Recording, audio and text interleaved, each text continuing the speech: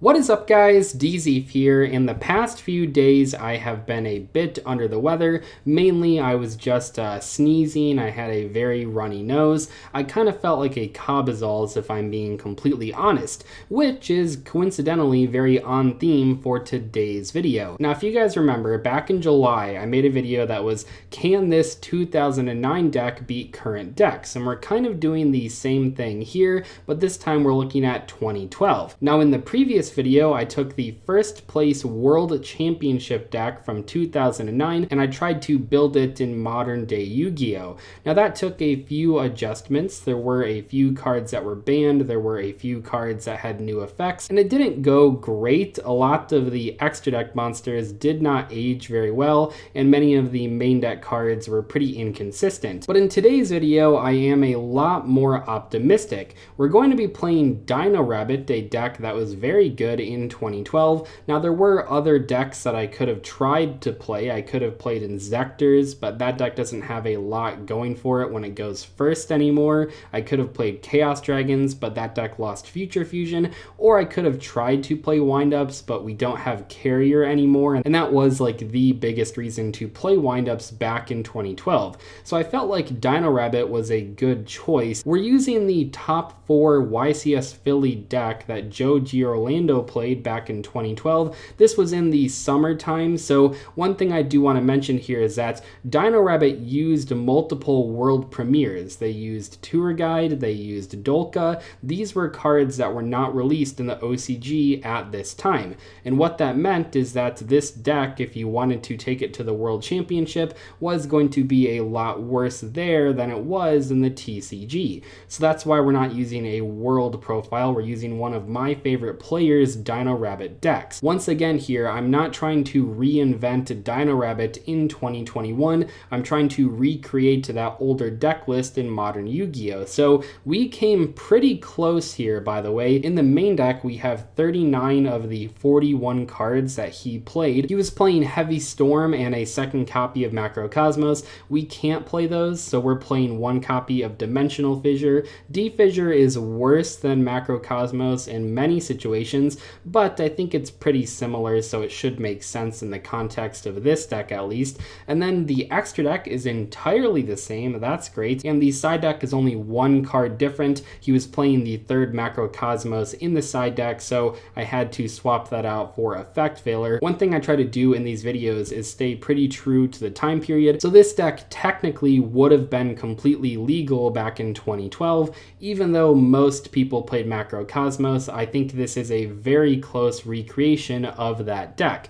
Now, some things in this deck haven't aged as well as others. I think that Tour Guide and Rabbit are still great openers. I think the Evolzars are great extra deck monsters, but things like Forbidden Lance and Soul Taker aren't very good anymore, especially in the main deck. So I think that this is a case where our deck is going to get a lot better after side decking when we can put in cards like Veiler and Thunder King and Forbidden Chalice especially. So this deck in game 1 is going to be a bit rough. One thing you might notice, and you'll notice this in a lot of these older decks, is that we have a ton of normal summons here, so it's going to be pretty tough to play against any form of interruption, especially Ash Blossom, which did not exist back in 2012. So our two best cards, Rabbit and Tour Guide, do lose pretty hard to Ash Blossom, which is definitely a problem. I will say the trap lineup is really good, even in the context of modern Yu-Gi-Oh! Yeah, Starlight Road and Dimensional Prison aren't that exciting, but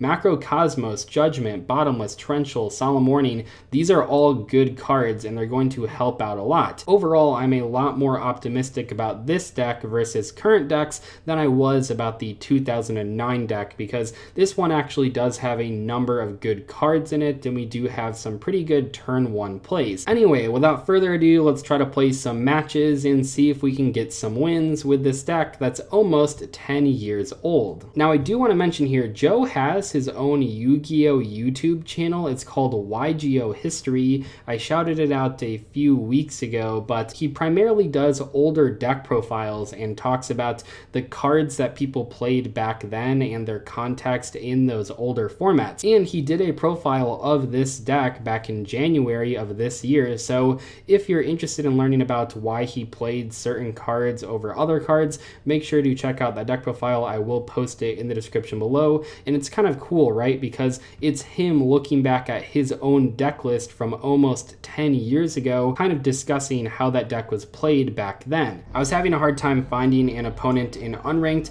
so we're in ranked here, unfortunately, with our almost 10-year-old deck. Yeah, this would have been a pretty standard hand, actually, not terrible. One thing that Joe always used to talk about is that this deck actually did rely on the normal monsters quite a bit. These cards were good in certain formats. They were pretty big. They were hard for your opponent to deal with. We don't really think about that nowadays too much, but yeah, oftentimes you will just normal summon 2 dinosaurs over the course of 2 turns, and that's how you'll make your Evolzar Xyz monster. You don't always draw that rabbit, and that might actually happen this game. We'll go ahead and normal summon the Sabersaurus. I don't really know what our opponent is playing, if they're setting a monster in 2 back row. Maybe they just bricked. Worst case scenario, it's a Guru player. We'll probably automatically lose to that deck, but I'm hoping he just bricked, and we'll see what he actually has when we attack into the face down monster here. If it's a Guru though, I'm probably just going to scoop because I don't think we can beat that deck at all.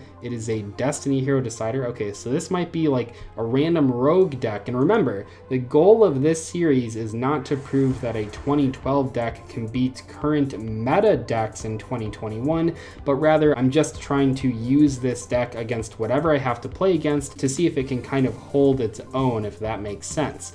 So we're going to set a bunch of back row here. Not really worth MSTing one of those 2 back row. You usually don't want to blind MST, especially because we don't know how much of a follow-up we are going to have here. I want to conserve my cards as long as possible. Now, we opened a pretty crazy hand. Luckily, our opponent did not open that many cards that were good going first, so we'll see what our opponent does here. It would be pretty hilarious if they have a Lightning Storm. I would love to special summon that Stardust Dragon. That would be great, but we'll just have to wait it out and see what our opponent can do. Emergency Call. Okay, so this is probably going to grab a Stratos. It looks like our opponent had no starters. Oh, he grabbed a Liquid Soldier. Interesting. Okay, yeah, that's probably fine. Maybe he has like a way to fusion summon. I think we're going to Solemn Warning that. It looks like our opponent doesn't really have any extenders. Oh my gosh, he has a Judgment though. We're going to go ahead and Judgment our opponent back.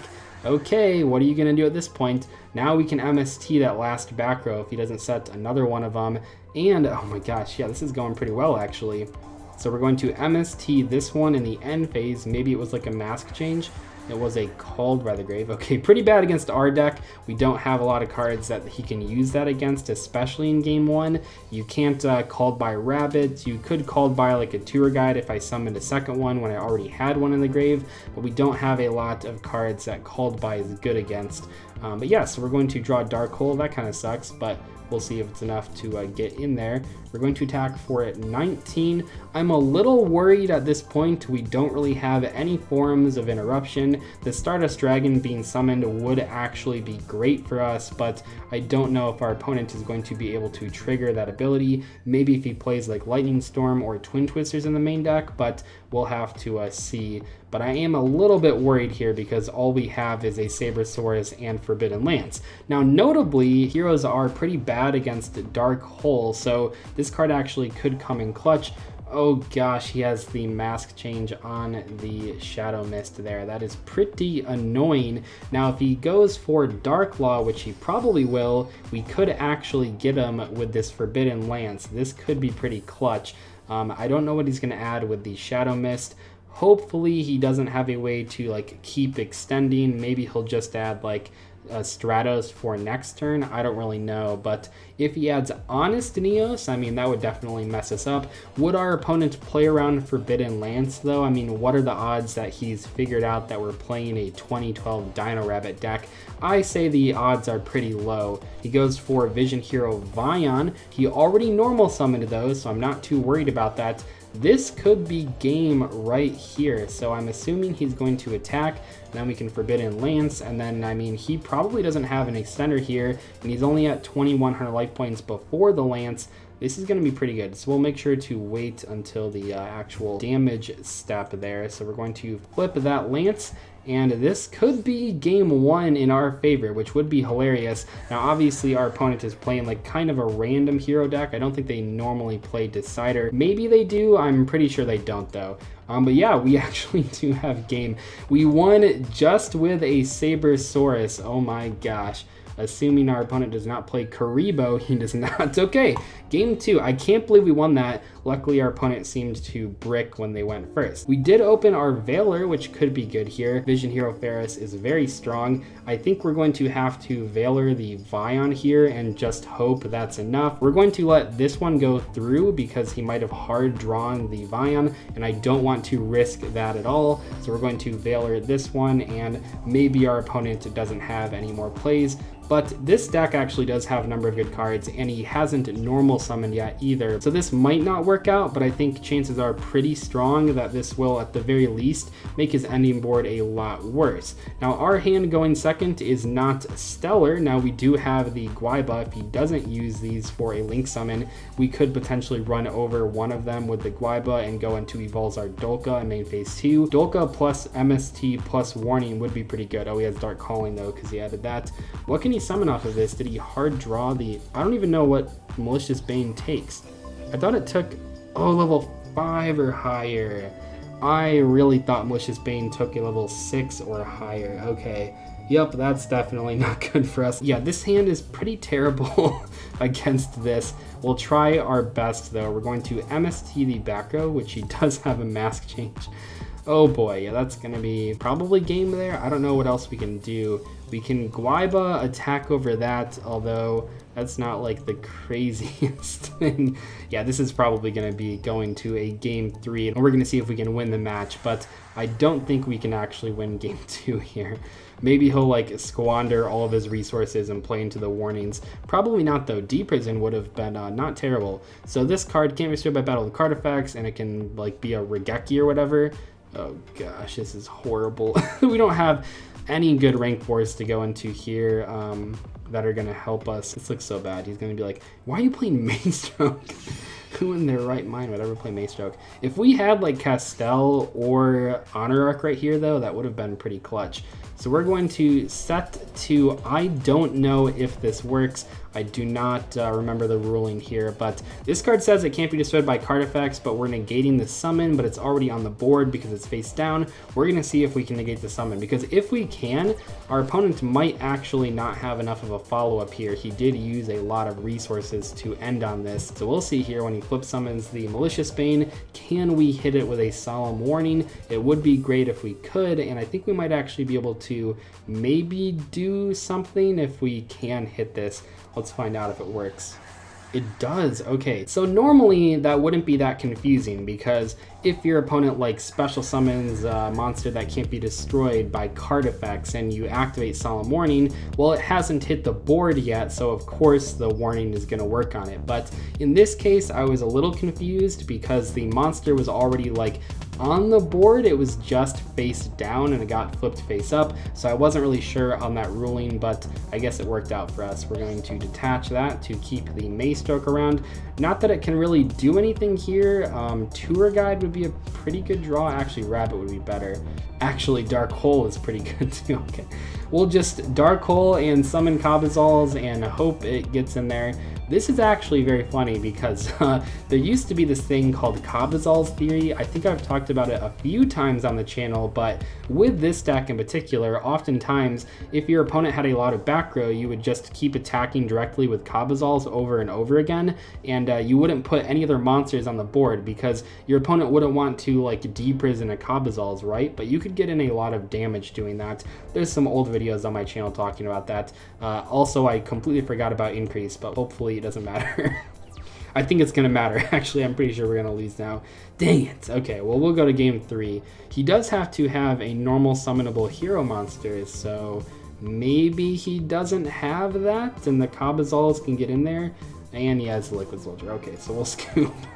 Dang it. Maybe I could have just not attacked. I don't know. They didn't have Vision Hero Increase back in 2012. No, that's just my bad for not reading. Maybe we can put in a D Prison. I know it sounds kind of crazy, but D Prison's pretty good against him, actually. I think that's decent. The Grand Mole's kind of random, but I'm not going to play one Guaiba, so we'll leave the Grand Mole in. It actually can out Malicious Bane and Dark Law, which is pretty funny. But let's see if we can open Rescue Rabbit or Tour Guide, perhaps. Or open 3 Veilers, which is actually even worse than it might look at first glance because Veiler can't be used while D-Fissure is on the board, so I can't play the D-Fissure and Floodgate him. I think it's worth not playing the D-Fissure, but that's going to make our opening just set Bottomless Trap Hole and pass and hope for the best. This is a case where Macrocosmos would have been a lot better. We could have set it alongside the Bottomless so that we could have like maybe hit a couple key cards with our Veilers, and then whenever the time came, we could have flipped up the Macrocosmos, but with the D-Fissure, you can't really do that. Oh my gosh, he has like everything. I don't think 3 Veilers is going to be enough here, honestly. But we'll see. We'll see if it works. So the Shadow Mist is going to search a hero monster. I think we just Veiler the Ferris, stop the increase from coming out. The increase is kind of a problem for us here because if he had it on the board, he could use it to dodge one of the other Veilers, which could be really hard to deal with. So I think this is probably the right play, but it's not going to be pretty here. We really need to draw a Rescue Rabbit next turn, or we're probably going to lose. So he has E-Call for Liquid Soldier once again. He loves that Liquid Soldier. That's pretty crazy. Like, maybe his deck doesn't have any other extenders here, but it seems pretty unlikely. I don't know. I'm not feeling confident about this. Ironically, oh fuck, he has a Fusion Destiny. Bottomless does not do anything against Malicious Bane. This one was so close. Wait, it's not Malicious Bane. So Bottomless is good. Oh, he has the mask changed too. Yeah, okay. It's really disappointing losing this one because I feel like if we drew more real trap cards instead of the Veilers, we might have had a chance because D-Fissure is quite good against his deck. I know it might have looked bad not activating D-Fissure because D-Fissure is very good in this matchup, but I still feel like that the Veilers were better than D-Fissure. If I used D-Fissure, my only real interruption would have been that Bottomless Trap Hole where the Veilers were able to stop up to 3 different cards. Now obviously it didn't work out, and maybe the D-Fissure would have been better, but I don't think that play was that bad, and I think that we actually did pretty good with this deck for our first match. Yeah, because at the very least, he could have still Ferrised, because it only requires you to discard another hero monster. You don't have to discard it to the graveyard, so the D-Fissure wouldn't have stopped it. I think it was the right play to keep the Veilers in hand and not activate the D-Fissure. Maybe I could have set one Veiler to prevent an OTK, but even that wouldn't have been that great. I think that was, on average, the best play that I could have made, even if it looked kind of weird at the time. All right, I have lost a lot of games in a row. I'm gonna be honest. I have lost to Zombie World a few times, which I don't know why everyone's playing zombies today, but yeah, Zombie World completely invalidates our entire goal here because it prevents us from summoning the Evolzar Xyz monsters. I've lost to a few other rogue decks as well. It's looking rough out here for Dino Rabbit players in 2021, but you could actually build a version of Dino Rabbit in 2021 that was better than this one. There are cards like Unexpected Die that do make the deck a bit more consistent, and you could play some hand traps and some modern trap cards as well, but we'll see here. Our opponent's playing Fiendish Chain. Perhaps they're also playing a deck from 2012. Let's see if the Direct Guaiba can get in. This doesn't really feel like I'm playing against a 2021 deck though if he's playing Fiendish Chain. All right, Guaiba, get in there. What the hell is that? Oh, it's like bad Dogmatica cards. I don't know if I can beat bad Dogmatica cards. This might be pretty tough. Let's set Macrocosmos. Macrocosmos actually does stop most of the good Dogmatic cards from being used. It messes with Dogmatica Punishment. It messes with Nadir Servant. So Macro could actually help us win this matchup. Kind of sucks that our opponent had an 1800 defense monster. Okay, Ecclesia.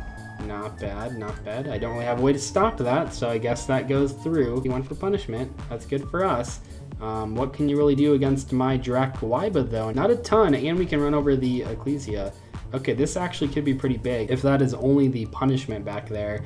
This is going to be an Evolzar monster coming down on the field, and we have a Sabersaurus as well. He's going to activate punishment.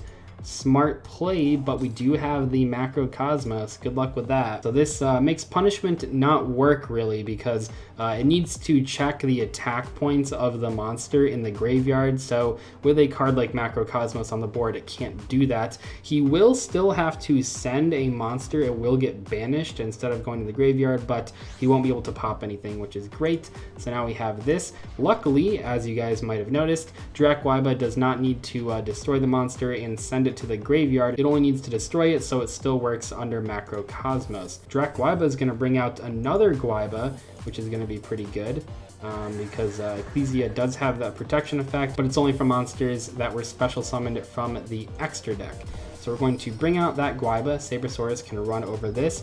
I think I'm actually going to keep one of the Gwaibas around for next turn. We could potentially run over another monster, but wait, what? Oh shit, this special summons from the deck? Let's see what our opponent brings out here. I didn't realize that had a floating effect. I guess that's not bad. I don't know what he's gonna really bring out that's gonna actually matter. There's a lot of dogmatic monsters that I've never seen in my life before, so it might be one of those, but nope, just the regular Fleur-de-Lis. This card is obviously good, but under these circumstances, it's not that threatening. The tour guide might actually be able to go into Levier and then bring back one of these dinosaurs, because Macrocosmos will banish them, even the ones that are underneath the Dolka as material.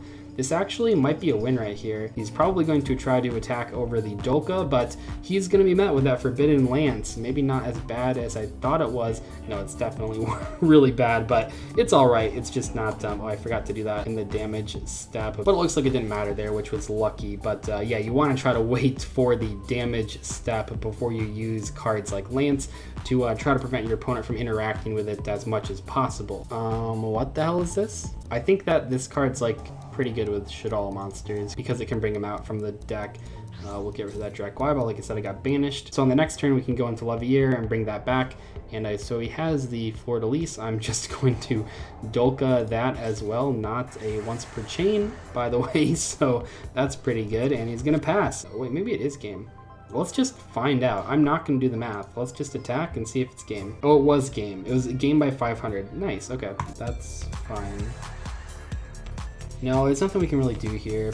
Yeah, okay, we'll go to the next game. You know, the funny thing is, back in the day, opening tour guide was very good, but these days, it's not that impressive.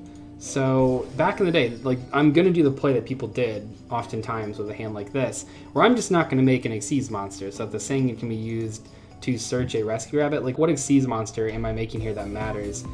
Zen mains, I guess, but I think this is fine. Sangan should search that rescue rabbit next turn. It turns out, even if our opponent doesn't play the best, we still probably lose to a dogmatic attack in 2021 with our 2012 Dino Rabbit deck, but it's all right. Veiler again. Oh my gosh. Oh, okay. Dogmatica encounter.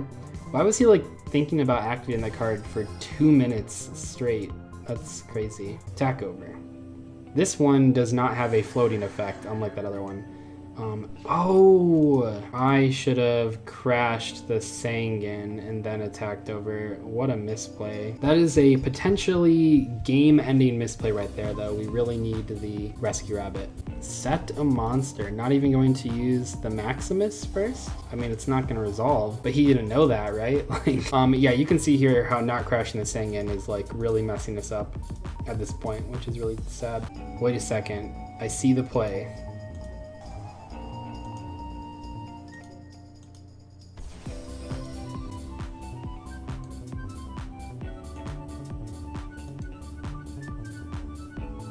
Why can't I? No, the Sangan can't be used as synchro material. Oh my gosh, I forgot that restriction. All right, this match might have been winnable without me like making 2 huge mistakes. All right, Torrential Tribute for 5. I hope you're good enough to win this duel. Super Poly, how does that help? Isn't he now losing even more cards? So he uses 2 monsters, Spellcaster and Fairy. Just happened. Oh, if this face-up card in its owner's control leaves the field because of an opponent's card effect, get to special summon a guy. Okay, and then that gets that, which is gonna be really terrible for us. Yeah. Okay, so the Super Poly did matter. I can see what he was trying to do there.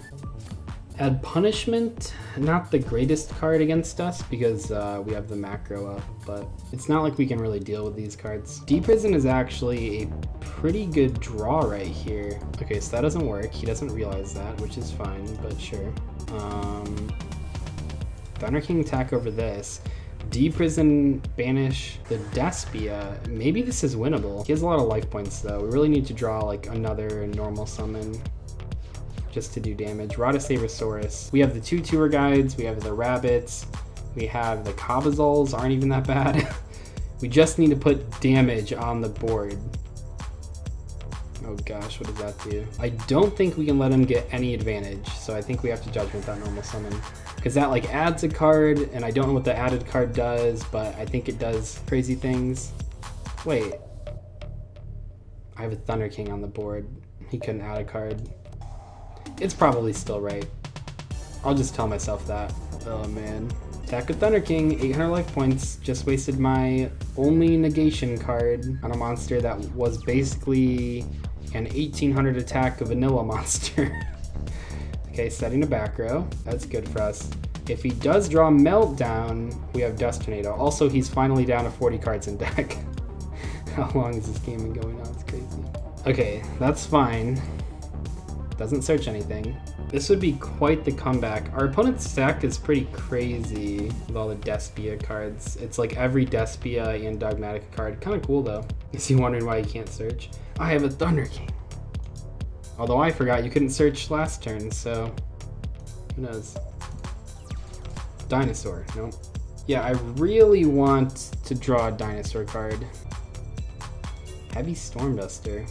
That's pretty good. Except we have a Stardust Dragon. We finally triggered the Starlight Road. I think we actually win. How is he gonna beat this with like no cards? And the macro shuts everything down, and the Thunder King shuts everything down. Now we have him on a short clock because we have Stardust on the board. I think we actually have this one in the bag. I'm pretty sure.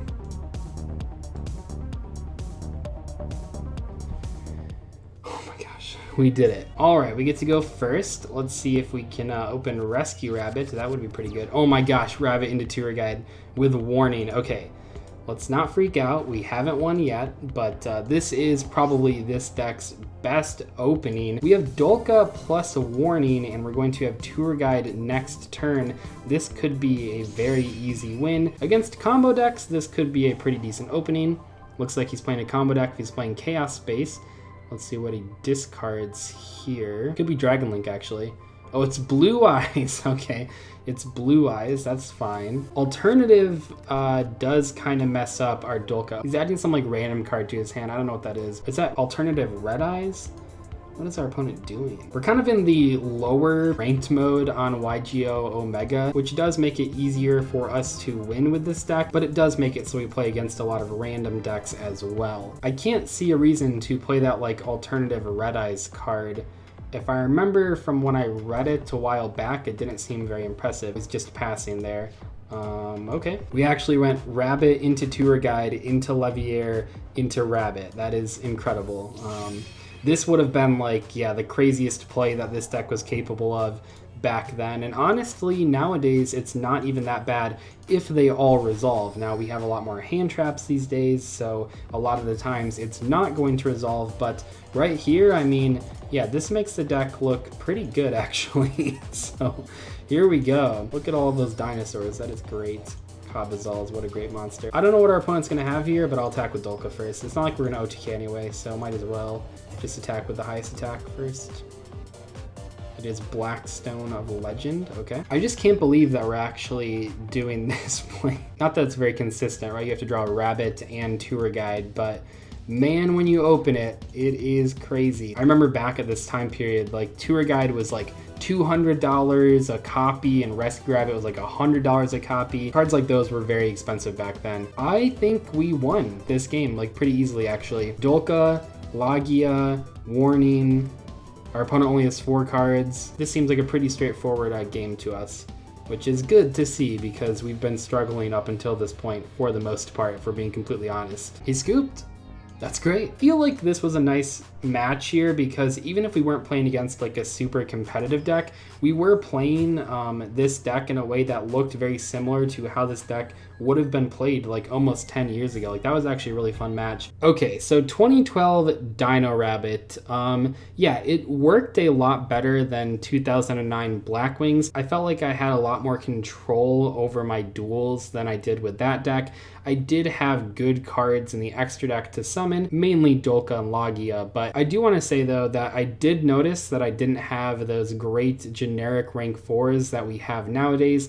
Things like 101, which isn't even played anymore, but Castel, Dweller, Diamond Direwolf, all of those cards make level 4 monsters in general a lot better, and we don't have those with this deck. I think it would be pretty fun to try and build a Dino Rabbit deck in 2021 with modern cards, but as for the 2012 variant, yeah, it's not going to be very good against current decks. I think if I played more games, I would open Rabbit Tour Guide more often, and that would make the deck look a lot better, but as it stands right now, yeah, I probably wouldn't suggest playing a deck from 2012 without making some changes to it to make it a little better.